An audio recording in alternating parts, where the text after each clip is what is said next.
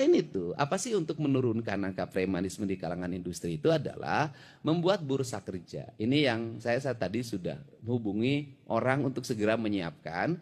Bagaimana menyiapkannya adalah ada pabrik, ada lingkungan. Ada lingkungan desa, ada lingkungan kecamatan. Di lingkungan kecamatan ini calon tenaga kerja barunya harus juga terdata. Kalau ada lowongan ini nggak usah rame-rame teriak kemana-mana.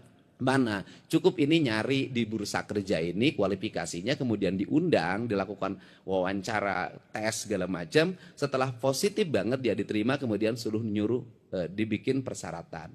Kalau terus-terusan dibuka lowongan kerja melahirkan antrian ribuan, pasti menimbulkan percaloan.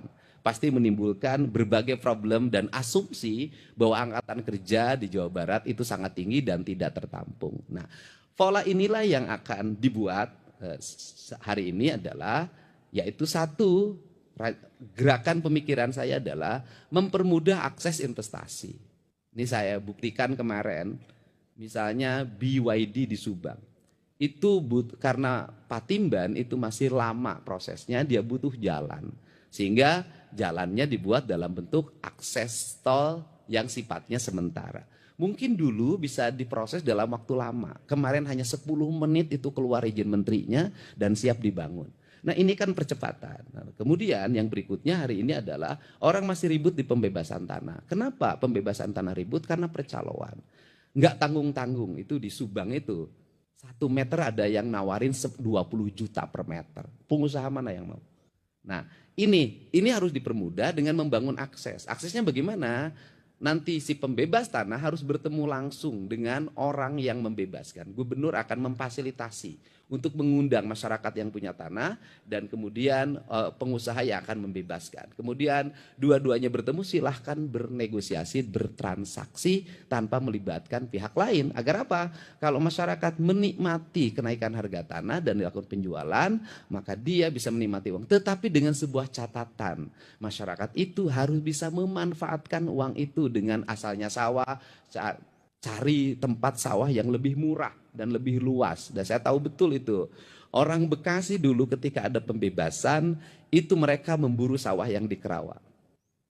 Dan sekarang ratusan, mungkin ribuan hektar tanah di Kerawang ini banyak yang dimiliki orang Bekasi. Saya pernah berkunjung ke sebuah desa di Kerawang ini adalah ada satu desa di mana rakyatnya tidak punya sawah 1 meter pun. Yang punya sawahnya seluruhnya adalah orang Bekasi ini Pak. Bapak tahu betul orang Bekasi. Nah ini fenomena yang harus segera diselesaikan. Sehingga kita, saya ucapkan terima kasih juga pada pimpinan Komisi 1. Kita juga harus mengidentifikasi negara ini nanti harus menurunkan lagi. Sampai apa menurunkan negara? Berpikir si orang yang punya pembebasan tanah ini, punya uang ini, harus punya skema ekonomi yang akan dilakukan. Kalau nggak punya skema ekonomi akan dilakukan, lebaran beli baju, beli mobil, bangun rumah kos-kosan awalnya, ujungnya anaknya tidak bisa bekerja, mereka akan lahir lagi menjadi kelas miskin baru. Sehingga dalam perspektif ke depan ada pemikiran kalau ingin ngadopsi Tiongkok adalah tanah itu tidak dibebaskan. Tapi nggak mungkin Indonesia ini. Tetapi tanah itu dihitung sebagai bagian dari investasi. Karena tanah dihitung sebagai bagian investasi, maka pemilik tanah itu menjadi pemilik modal sebuah industri. Karena pemilik modal sebuah industri, maka pemilik tanah itu menikmati turun dan naiknya produksi. Sehingga bisa puluhan tahun dia menjadi, di dalamnya menjadi bagian dari manajemen. Jadi komisaris, jadi CEO kalau memang punya kemampuannya. Ragam sekali sebenarnya. Dan ini bisa melahirkan masyarakat maju, masyarakat menjadi bagian industri. Nah ini kerangka dasar. Untuk itu saya ucapkan terima kasih. Hari ini kita berkomitmen bersama, tidak boleh ada lagi yang ecek-ecek, remeh-temeh. Tetapi saya katakan, remeh-temeh minta THR ke pabrik, ngajuin proposal ke pabrik. Kalau pabrik itu menjadi tumpahan kemarahan, tidak ngasih, dikejar, tidak ngasih, didemo. Tenaga kerja ditekan, ini ditekan, stres. Tapi pemerintah juga harus arif. Artinya bahwa penduduk setempat, warga setempat harus menjadi bagian prioritas. Bagaimana skemanya? Skemanya adalah keadilan distribusi pembangunan.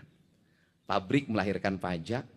Sekarang ini walaupun pabriknya di Karawang, kalau kantor pusatnya di Jakarta, bagi hasil pajak PPH-nya di Jakarta.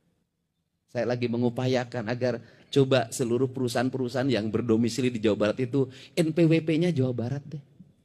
Setelah itu mobil yang beredar di lingkungan pabrik ini, mobil bus segala macam, truk, semuanya Jakarta.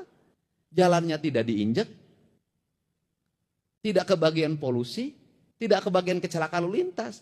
Tapi Jakarta menikmati dana bagi hasil pajak kendaraan bermotor dengan jumlah besar dalam setiap tahun. Kan ini harus segera diluruskan. Nah, apa skemanya?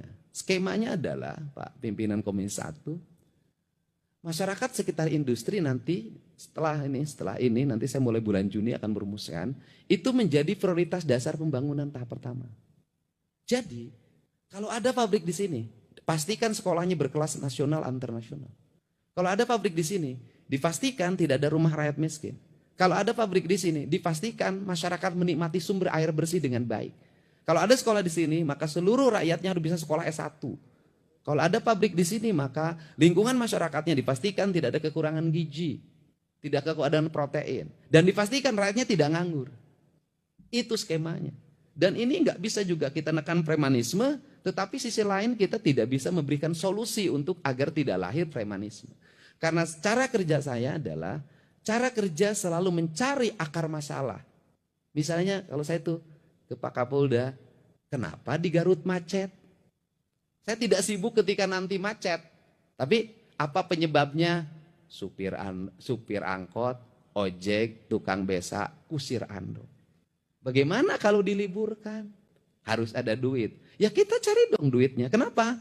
Ngeluarkan uang 1 miliar untuk membebaskan kemacetan. Jauh lebih murah dibandingkan menimbulkan kemacetan, kemarahan, kebencian, opini.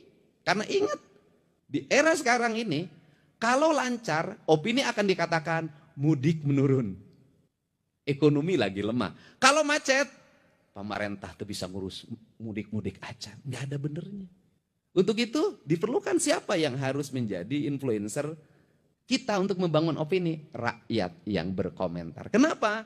Kalau ngandarin buzzer, ngandarin elit dalam membangun opini, elit itu kepentingannya. Kalau kepentingannya terakomodir, maka yang buruk pun dianggap baik.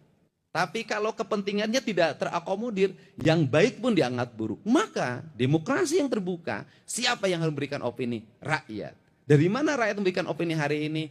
Mereka sudah punya kanal media sosial, mereka bisa beropini, mereka bisa nagih, mereka bisa bercerita. Kalau rakyat sudah bercerita, elitnya akan berdaya.